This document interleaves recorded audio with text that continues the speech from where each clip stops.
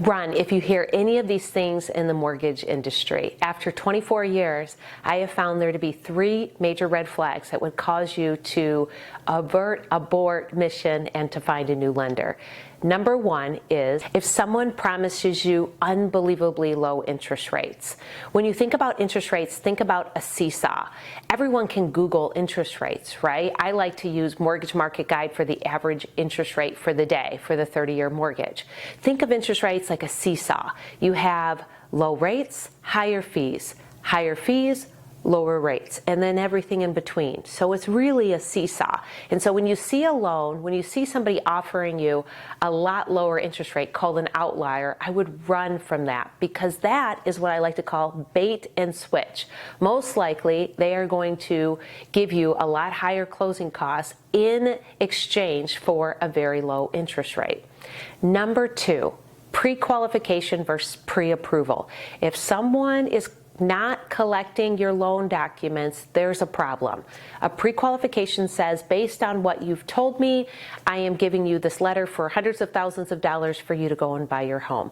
We all know in the industry what a pre-qualification is. It doesn't hold its weight, and it doesn't have the stamp of approval from an underwriter. So as a loan officer, when I give you a pre-approval and I'm signing my name on it, I'm putting my word behind it that we're going to get to the closing table.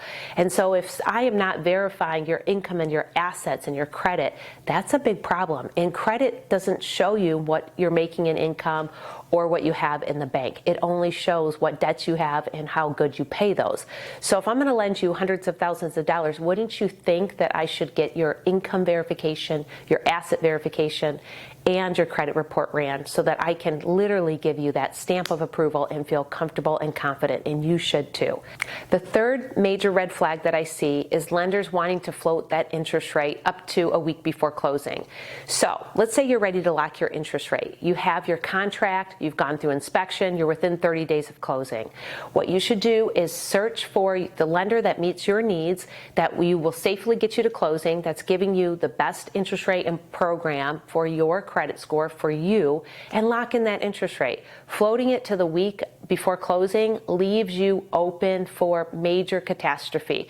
A, the market could change, and B, that lender would just have to lock you in at what the market rate is at that time, because you have no time to go elsewhere for your loan, and so they have you captive. And so what does that mean? That means you end up with a higher interest rate or higher fees just to get you to the closing table, and you have no time to go anywhere else. So you see a good rate, you've done your homework, lock in that rate 30 days before closing, move on, and have peace of mind. These are the 3 biggest red flags that I see.